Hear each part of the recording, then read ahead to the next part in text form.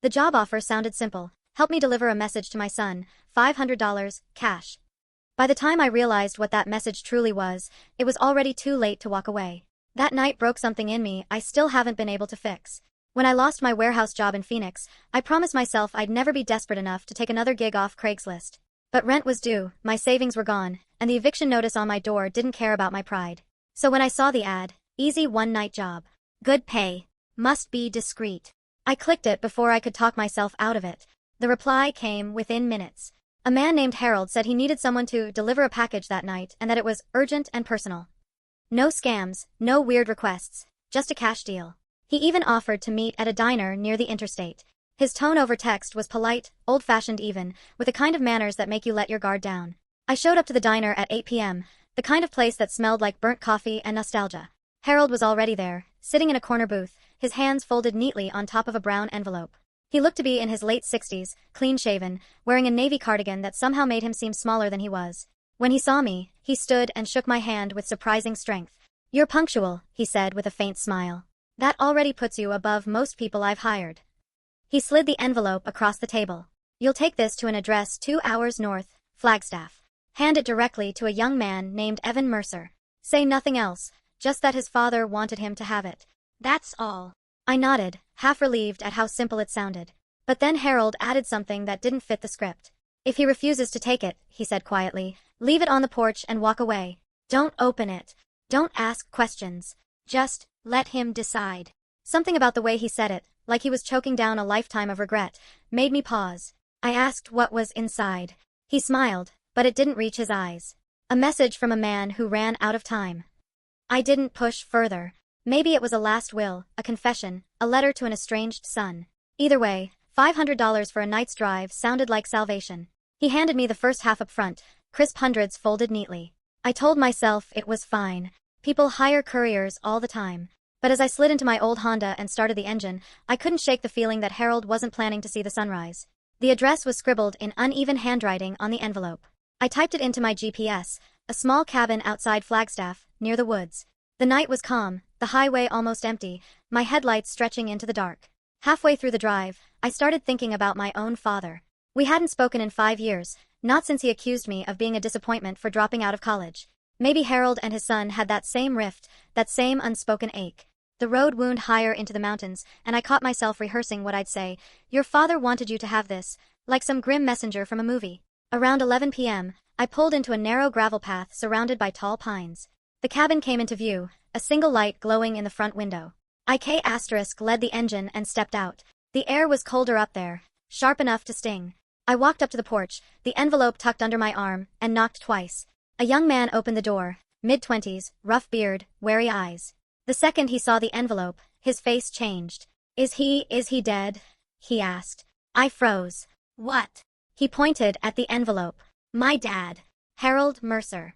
Is he dead?" I stammered. He gave me this a few hours ago." He didn't say. Evan shook his head, stepping back like I'd hit him.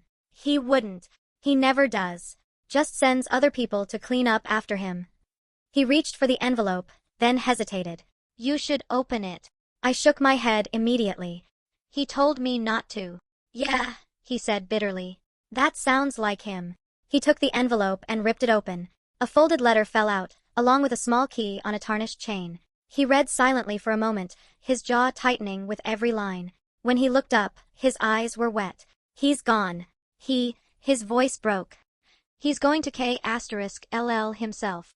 I felt the blood drain from my face. "What?" he said. "By the time you read this, I'll be gone. Don't come looking for me. The key is for the storage unit. You'll understand then." Evan pressed the letter into my hand, his fingers trembling. "You said you saw him a few hours ago?" "Where?" "The diner off I-17, I said, already pulling out my phone. "About 8 p.m. Evan's hands were shaking as he grabbed his jacket. "We have to find him." I didn't know this man. I didn't owe him or his father anything. But something inside me, maybe guilt, maybe fear, made me say, "Get in the car." We sped down the mountain road, headlights cutting through the darkness, both of us silent except for the wind. I called Harold's number, but it went straight to voicemail. I tried again. Nothing. When we reached the diner, the parking lot was mostly empty except for a red pickup truck parked near the back, the same one Harold had driven. I ran to it. The engine was off. The driver's seat was empty. But then I saw the note taped to the inside of the windshield. It said, "Thank you for helping me deliver peace." Evan let out a choked sound that wasn't quite a sob. He started pounding the hood with his fists, yelling, "You coward! You could have called me. You didn't have to do this." I stood there, useless, watching the man's world cave in. Then I heard something, faint, distant, coming from behind the diner. AG*NSH*T. We both froze. Evan sprinted before I could stop him, disappearing into the darkness behind the building. I followed, my breath burning in my throat. When I reached the back lot, Harold was lying on the ground, his cardigan soaked in blood, a revolver beside his hand. The sight rooted me where I stood. Evan fell to his knees, screaming. I called 911, my voice shaking so badly the dispatcher had to ask me to repeat myself twice. The sirens came fast, but not fast enough. By the time the paramedics arrived, Harold Mercer was gone. And I realized I'd just been paid to deliver a final goodbye, a courier for a man's suicide note. I didn't go home that night. The police kept us there until dawn, asking the same questions in different ways. How did you meet him? When did you last see him alive? Did he say anything unusual? The fluorescent lights in the diner made everything feel like a dream I couldn't wake from. Evan sat a few feet away, silent, staring at the styrofoam cup of coffee an officer had set in front of him. His face looked hollow, like someone had scraped out everything that made him human.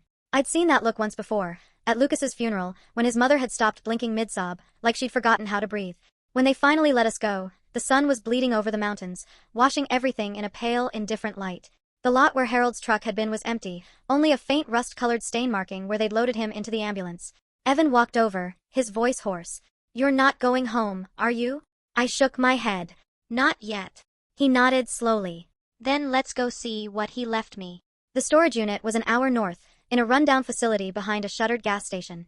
The kind of place where forgotten things rot quietly until someone stops paying rent.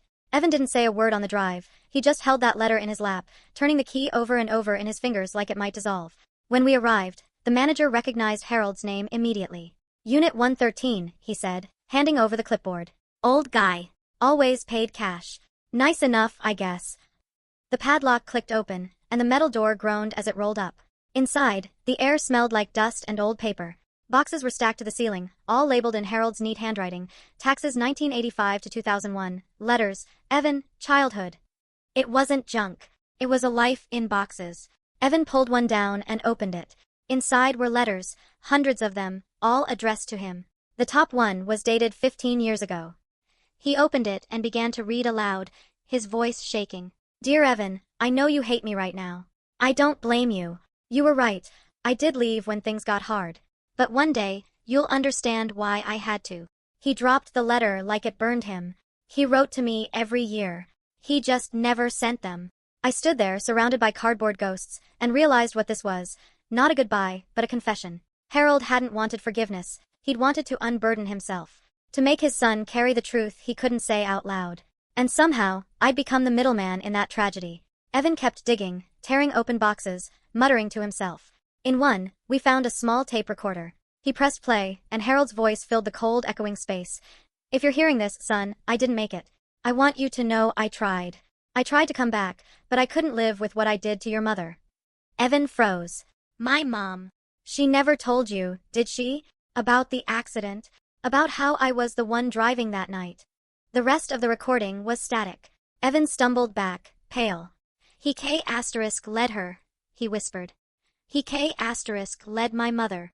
I didn't know what to say. The storage unit felt smaller now, the air heavy with something poisonous. I thought about Harold at that diner, about the way his hands had trembled as he passed me the envelope. He hadn't just been dying, he'd been confessing to a lifetime of guilt. Evan sat down hard on the concrete floor. He let me hate him for years, and he deserved it. But now I don't even know how to hate him right. There was nothing I could offer him. I just stood there, useless again, while he cried into his hands. When we finally left, he shoved the key and the letter at me. "Take it," he said. "I don't want it. Evan, he dumped his sins on me. Let him rot with them." He walked away, leaving me standing in the gravel lot with the proof of a family's ruin in my hands. That should have been the end of it. I should have thrown the key into the desert and driven home. But something about Harold's last words wouldn't let me. "Help me deliver peace." Peace didn't look like this. I stopped at a motel that night, unable to face my empty apartment. The envelope and the tape recorder sat on the bed beside me like twin weights. I told myself to forget it, to take my money and move on. But every time I closed my eyes, I saw Harold's face, that faint, tired smile, the way he'd looked like he'd already made peace with death. I played the tape again. The static at the end sounded almost like breathing, shallow, ragged. I leaned closer, and underneath the noise, a faint voice whispered something I hadn't heard before. "She's still waiting." My skin went cold. It could have been a trick of the recording, just an echo. But I couldn't stop thinking about it. Who was she? The mother he led? The woman he couldn't forgive himself for losing? The next morning, I drove back to the diner. The police tape was gone, but the smell of bleach hung in the air. I asked the waitress if Harold had come there often. She frowned. Every Thursday. Sat in that same booth for years. Always ordered pie, never ate it. Said he was waiting on someone. Who? I asked. She hesitated. A woman. Blonde hair. Mid-40s. Sometimes she'd sit with him. Sometimes she didn't show. He said she was an old friend. My stomach twisted. Harold's wife had been dead for 20 years. Maybe she wasn't real. Maybe he'd spent all those Thursdays waiting for a ghost. I should have walked away then, but something about that image, an old man sitting alone, eating pie for someone who never came, wouldn't leave me. It felt like a reflection of every failure I'd ever tried to bury. My own father's silence, my own avoidance. That's when the first real crack opened. It wasn't grief or fear, it was recognition. Harold Mercer's story wasn't mine, but it could be.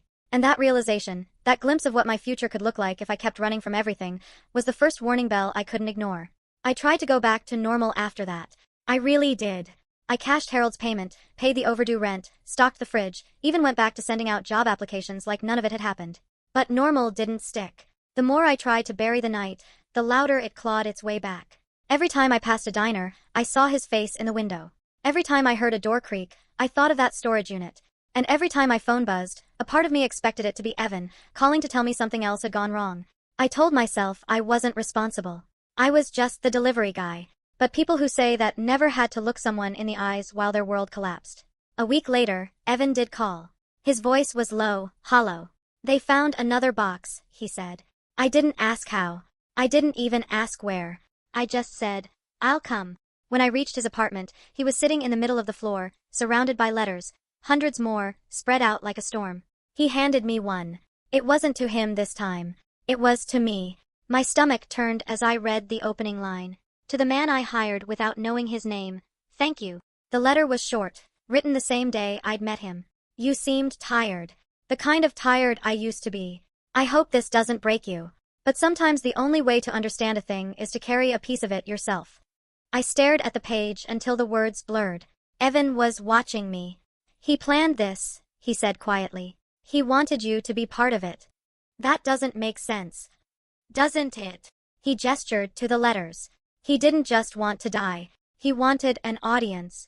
Someone to witness it. To understand.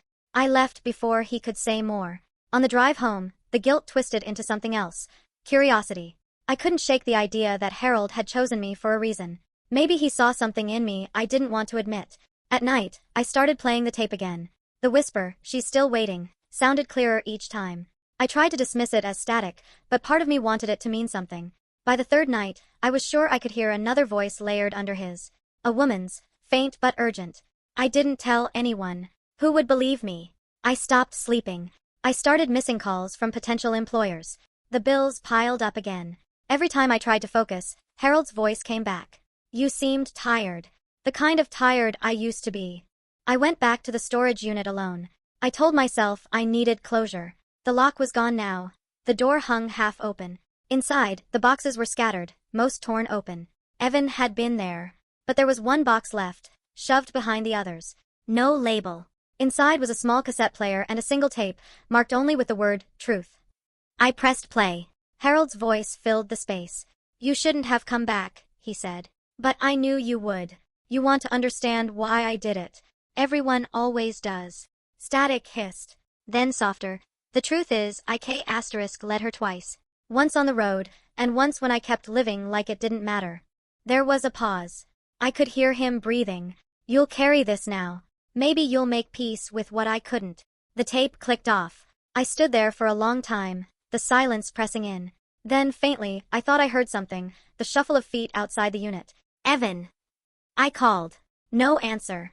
Just wind. I shut the door and left, but the feeling followed me home. The sense that I wasn't done with Harold Mercer, that he'd somehow passed the weight of his guilt to me like a curse. That night, I dreamed I was back in the diner. Harold was sitting in the booth, same cardigan, same envelope. Only this time, when I reached for it, he pushed it toward me with bloody hands. When I woke up, there was a voicemail on my phone. "Stop going through his things," a voice said. Male, rough, but not Evan's. "You don't want to know what else he kept." I replayed it 3 times, trying to place it. There was no name, no number. Just the message and a click. By the end of the week, I stopped answering unknown numbers. I started checking the locks twice before bed. The line between guilt and paranoia blurred fast. Every shadow looked like someone waiting. Every creak sounded like footsteps. Then, one afternoon, I got a package in the mail. No return address. Inside was a photo, me at the storage unit, looking straight at the camera. On the back, in neat handwriting, it said, "Some jobs never end." I dropped the photo, my pulse hammering. It couldn't be Evan.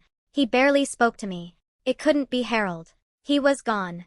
But as I stared at that image of myself, tired, hunched, holding the box marked truth, I realized the worst part wasn't fear. It was understanding.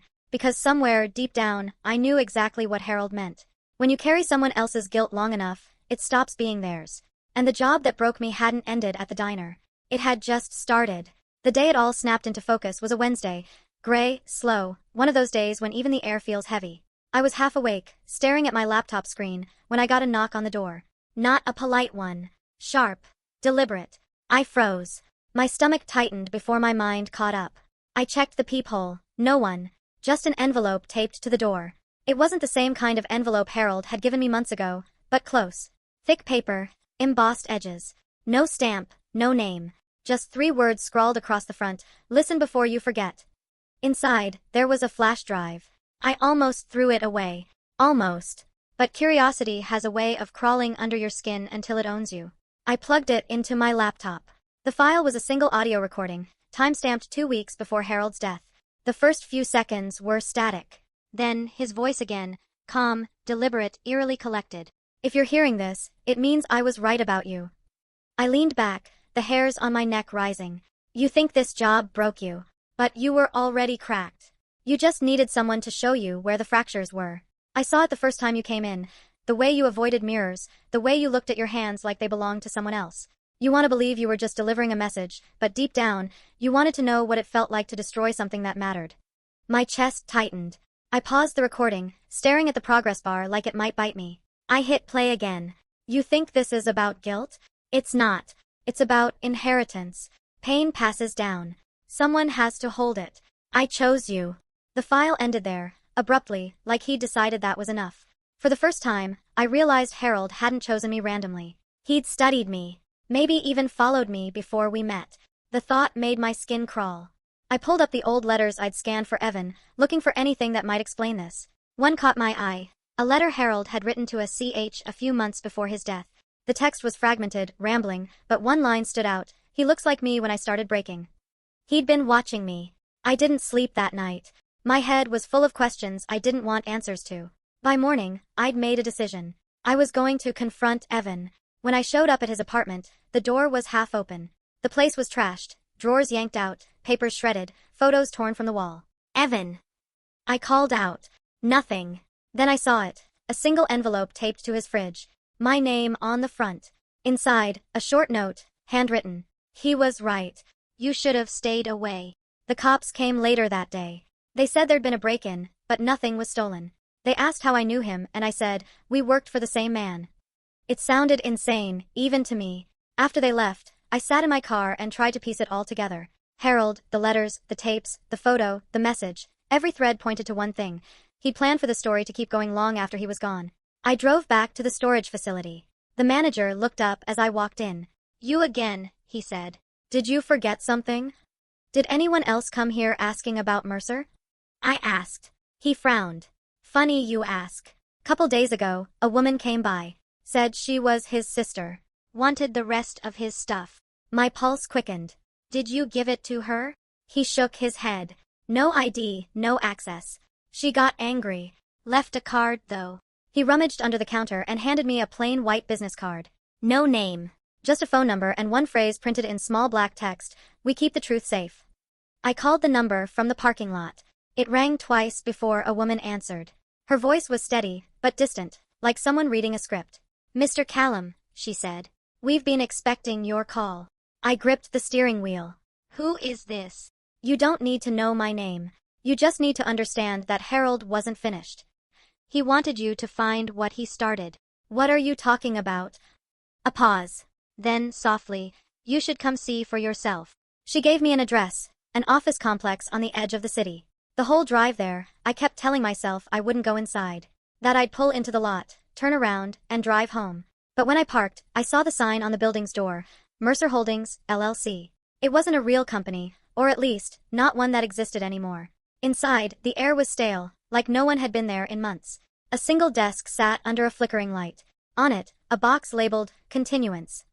Inside the box, more flash drives, each marked with a date. The first was from 5 years ago. The last one was dated the day before Harold's death. My hands shook as I plugged the final one in. Video footage this time. Harold, older, thinner, sitting in that same cardigan. "If you're here, it means you didn't stop," he said. "Good. You shouldn't." He smiled, a small, broken thing. "The truth isn't about what I did. It's about what you'll do with it. Because I'm not the only one who took something that wasn't his to take. You've been doing it too, taking people's grief and pretending to fix it while you feed on it. That's what makes you perfect for this." The video ended. I sat there, shaking, staring at my reflection in the dark monitor.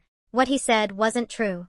It couldn't be. But when I thought about every delivery, every job, every moment I told myself I was helping, I realized how many people I'd hurt without even meaning to.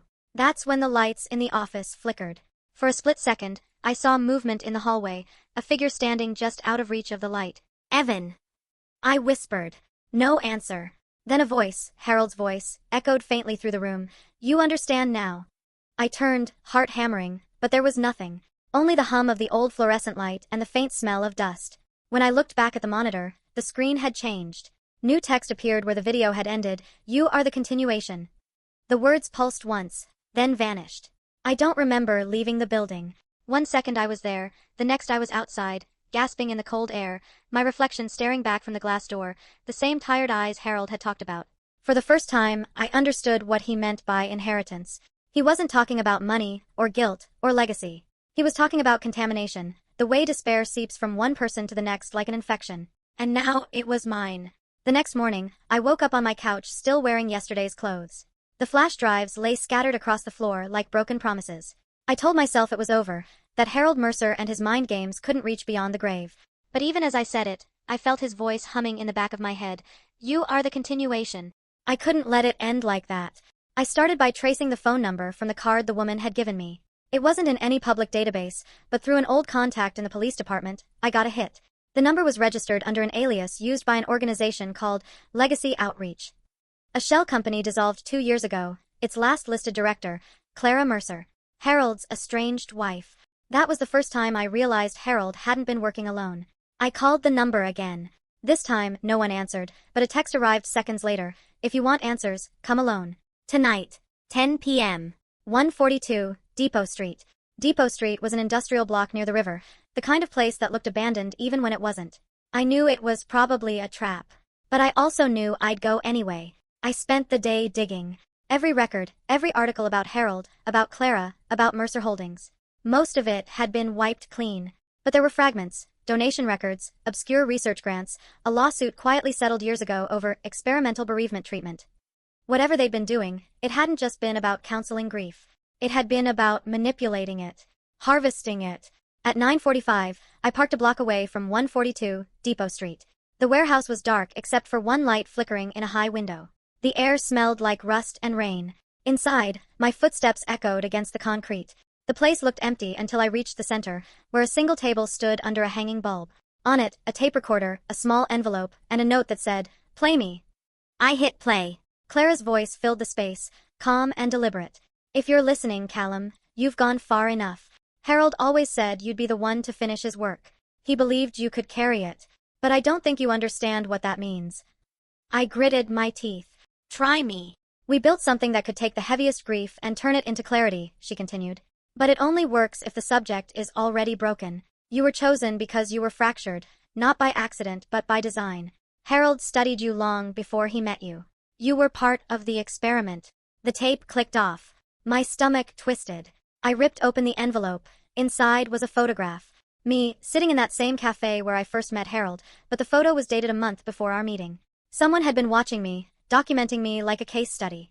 "You sick son of a," I muttered. Then I heard movement, soft footsteps from the dark corner of the warehouse. "Hello, Callum." A woman stepped into the light. Mid-40s, sharp suit, cold eyes. "Clara Mercer. You came," she said simply. "That means you're still curious. That's good. You've been following me for years," I snapped. "You and Harold both, why?" She tilted her head slightly, as if I'd asked the wrong question. "Not following. Preparing." "For what?" "For replacement." She set a small metal box on the table. Harold believed emotions could be recycled. Grief, rage, guilt. He built a network to collect it. Every letter, every recording, every confession he took was stored. He wanted someone to continue the process. "Why me?" "Because you were the only one who never let go of pain. You hoard it like currency." I slammed my hand on the table. "You're insane." Clara smiled faintly. "Maybe. But that's what makes it work." She opened the box. Inside was a stack of manila folders, each with a different name and date. Some were familiar. Clients I'd worked with at the crisis center. Others, strangers. Each folder contained a recording, their confessions, their grief, their pain. "You've been recording people?" I said, disbelief twisting in my chest. "Harold started it," she said. "You've been helping without realizing it. Every session you transcribed, every file you handed off to the courier, it was all fed here." My throat went dry. The realization hit like a punch. "You're saying I was part of this?" Clara nodded. "You were the perfect vessel." I backed away. "I'm done." "You can't be done," she said softly. "He chose you. I don't care." I turned and started toward the exit. That's when I heard the sound, the distinct click of a safety being released. "Stop." I froze. Clara held a small hang *N, steady, emotionless. "If you walk out, everything Harold built dies with you. Are you willing to K*LL his legacy?" I looked her straight in the eye. "Yes." Before she could react, I grabbed the tape recorder off the table and hurled it toward the far wall. The crash startled her just enough for me to lunge forward, knocking the G*N from her hand. It clattered across the floor. We struggled, papers flying, her nails digging into my arm, the sound of metal scraping concrete. Finally, I shoved her back. She stumbled, hitting the edge of the table, and collapsed. The G*N slid to my feet. I picked it up, hands trembling. "Stay down." But Clara just laughed.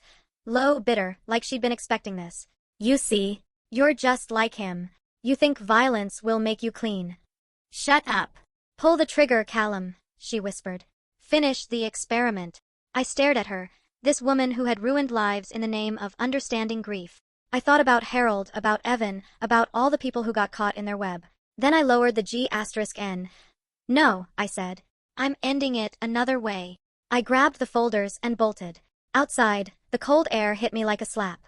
I threw the files into the trunk and drove straight to the police station. It took hours of explaining, of proving, of convincing them this wasn't some paranoid breakdown. But when I showed them the recordings, the letters, the evidence, something shifted. They opened an investigation. Clara Mercer was taken into custody that night. For the first time in months, I slept. But peace didn't last. 2 days later, I got an email from an unknown sender.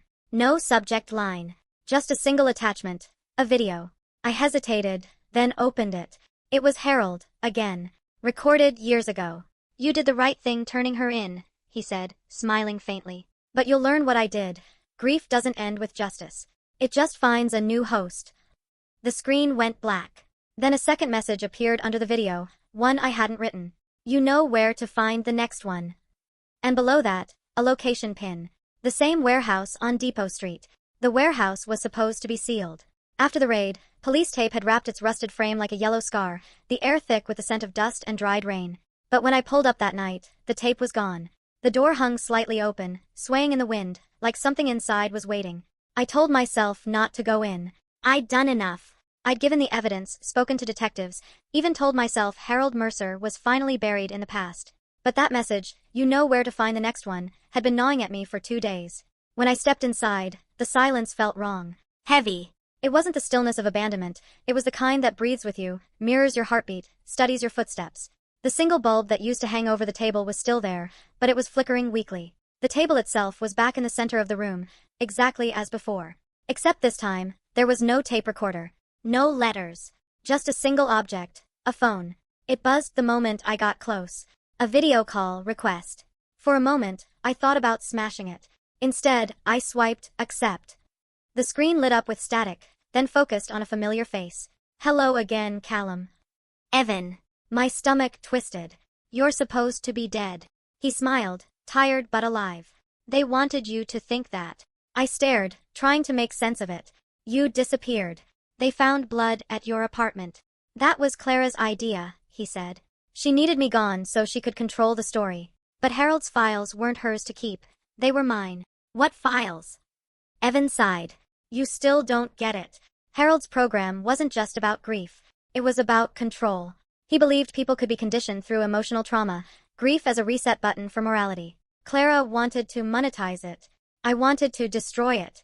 And you, his voice faltered. You were the test subject neither of us could predict. I clenched my fists. So what? You were watching me too. I was protecting you. My laugh came out dry. Protecting me? You dragged me into this nightmare. He looked straight into the camera. No, Callum. You were already in it. The letters, the recordings, the clients. You think they found you by accident? You were Harold's legacy long before you knew it. I shook my head. You're lying.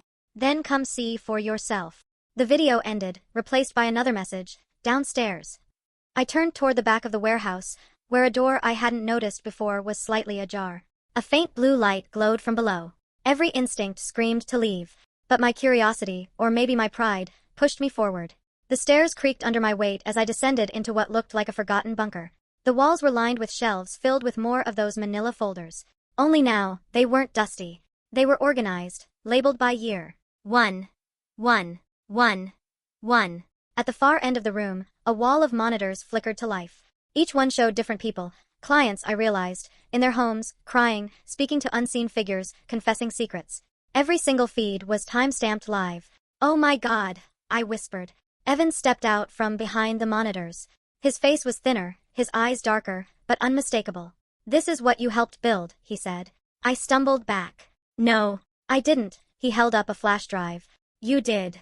Every session you ever recorded, every letter you transcribed, Harold was using your data to refine his algorithm. He wanted to map grief, turn it into patterns that could predict and manipulate human behavior. I stared at the screens, each one looping someone's pain like an experiment. Why show me this? Because someone has to end it, he said.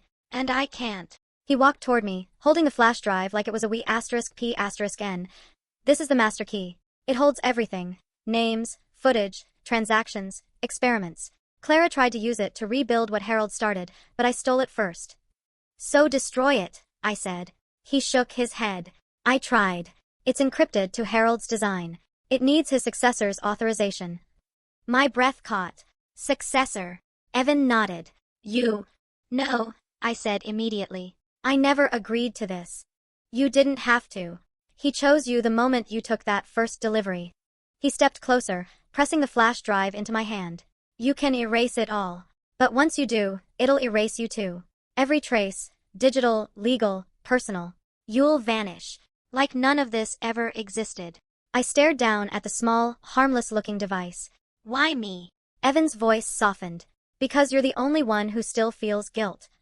The monitors flickered again. Some went black. Others flashed with the words, continuance active. Evan looked over his shoulder. We don't have time. Clara's people are coming. They'll K*LL me, and they'll use you. He grabbed my wrist. You have to choose. Destroy it, or walk away and let them rebuild everything Harold started. Footsteps echoed from above. Shadows moved near the staircase. Go! Evan shouted. I ran to the main terminal. The flash drive slid easily into the slot. The screen asked for authorization. A single field blinked. Voice key required. I hesitated. Then quietly I said, Callum Reeves. The monitors went dark. A low hum filled the room. Evan turned toward me, eyes wide. You did it. Then everything exploded into light, a cascading surge of energy ripping through the circuits, melting the equipment. The floor shook. I felt a sharp heat on my face as sparks erupted from the wires. Evan yelled something. I couldn't hear it. Then the ceiling groaned. When I came to, I was outside. Smoke billowed from the warehouse. My car was half covered in ash. There were sirens in the distance. Police, maybe fire trucks. I stumbled to my feet, coughing. "Evan!" I called out. No answer. The building collapsed in on itself, the sound muffled by the rain. I stood there until dawn, watching the fire die out. Later that day, the police confirmed they found one body inside. They couldn't identify it, too burned to tell. They asked me what happened. I said I didn't know. That I'd gone there to find closure. That the place caught fire. It wasn't entirely a lie. For weeks after, I kept expecting someone to call. The police, the media, Clara's lawyers, but no one did. It was like the whole story had been swallowed. Then one morning, a letter arrived. Plain envelope, no return address. Inside was a single sheet of paper with 7 words written in Harold's handwriting. Continuance never dies. It just changes hosts. And below it, a small, black flash drive. I stared at that flash drive for hours before I could even touch it. It sat on my kitchen table like something alive, pulsing with quiet threat. The letter's words kept echoing. Continuance never dies. It just changes hosts. Every time I blinked, I saw the fire. Evan shouting. The monitors bursting into white. I smelled the smoke, the copper taste of fear on my tongue. And beneath all that, I heard Harold's voice, soft, almost paternal. "You are the continuation." For a week, I didn't leave the apartment. My phone buzzed constantly, missed calls from the police, messages from old coworkers asking if I was okay, but I couldn't bring myself to answer. I'd spent months chasing ghosts, and now that they were all gone, the silence was worse. I kept telling myself I wasn't going to plug it in, that I wasn't going to let Harold back into my life. But the truth was, I was already back in. The moment I read those 7 words, I knew the story wasn't finished. One night, I gave in. I slid the flash drive into my laptop and waited. For a moment, nothing happened. Then a single folder appeared. /inheritance/inside were 7 video files, each named after a month. January through July. I hovered my cursor over the first one. My hand shook. I clicked. The video opened on a grainy image of me, sitting in my old apartment, months before I'd ever met Harold. I was drinking, staring out the window, speaking on the phone. The audio was faint, but I could make out enough to realize what it was, a recording from a conversation I'd had with my ex about my mother's death. I paused the video. My pulse thundered in my ears. How could he have this? That call wasn't recorded. It wasn't even on speaker. I clicked the next file. It was footage from inside my old office. Me delivering letters, talking to clients, smiling at coworkers. Every angle, every detail, like someone had been following me for years. Then the March file, Harold's study. He was speaking directly to the camera, his hands folded. "Callum will find this eventually," he said, calm as ever. "By then, he'll have learned that grief is never destroyed, only transferred. He'll think ending the continuance freed him. It didn't. It bound him to it. If you're watching this, Callum, you're ready for the final step." The video ended, replaced by static. Then text appeared across the screen, location unlocked, 41, Kingswell Road. I knew that address. It was where Harold used to live before his death, a small estate on the city's edge. I'd driven past it once with Evan months ago, before any of this started. Back then, it had been empty. Now, I wasn't so sure. I told myself not to go, that this was what they wanted. But the curiosity, that same stubborn hunger that had dragged me into Harold's orbit, wouldn't let me rest. At dawn, I drove out there. The neighborhood was still half asleep. The house stood exactly as I remembered. Peeling paint, cracked steps, overgrown hedges, except now, one of the upstairs windows was lit. The front door was unlocked. Inside, dust coated everything. The air smelled faintly of mold and something else, something electrical, like the ozone after a storm. I followed the glow up the staircase to Harold's old study. The room was immaculate. Someone had cleaned it recently. The bookshelves were back in order, the desk polished. On it sat an old reel-to-reel recorder and a note that read, "For Callum, one last delivery." I pressed play. The reel began to turn, static crackling before Harold's voice filled the room. "If you're hearing this, it means you've done what I couldn't. You stopped Clara, maybe even Evan. But that was never the real test. The continuance was never about me. It was about whether grief can survive without its keeper." He paused. I could hear the faint scrape of a chair, the sound of him lighting a cigarette. "You see, Callum, pain is contagious. It doesn't die when you walk away. It waits. For someone kind enough to listen. Someone strong enough to carry it. You thought you were the victim, but you've always been the vessel." My vessel. The reel clicked. Silence. Then another voice came through the speaker, Mine. I'm not your continuation, it said, but the tone wasn't right. It wasn't defiant, it was mechanical, hollow, like a recording. I froze. The voice repeated, louder this time. I'm not your continuation. Then again. And again. The reel spun faster, the voice overlapping itself until it became a distorted chant. The lights flickered. The air buzzed. I yanked the plug from the wall, but the sound didn't stop. It grew louder. I'm not your continuation. I'm not your continuation. Then the recorder burst into flames. I stumbled back, choking on smoke, grabbing a nearby blanket to smother the fire. When the flames died, I stared at the melted reel, and underneath the soot, something metallic gleamed. A small key. Attached to it was a tag with one word, locker. I found it the next day. A storage unit registered under my name, one I'd never opened before. Inside was a single item, a leather-bound journal. The first page read, Callum Reeves, Project Overseer. Every page after that was filled with notes, dates, case files, details about people I didn't know. But the handwriting, it was mine. I dropped the journal like it burned. I wanted to scream, to tear it apart, but something inside me knew it wouldn't matter. I'd already been part of it long before I realized. That night, I took the flash drive, the key, the journal, everything, and drove to the bridge over the East River. The water below looked black, endless. I stood there for a long time. Then I threw it all in. The splash was barely audible. When I got home, I deleted every file, every recording, every trace of Harold Mercer and the continuance. Then I sat in the dark until the sun came up. For the first time in years, I felt nothing. No guilt, no fear, no grief. Just emptiness. Maybe that was freedom. Or maybe it was exactly what Harold wanted, for me to become the blank page he needed. Because that night, as I was drifting off to sleep, my phone buzzed. One new voicemail. No caller ID. I pressed play. Delivery for you, Mr. Reeves. Same address. I didn't answer. But the voice on the other end chuckled softly, Harold's chuckle, before the line went dead.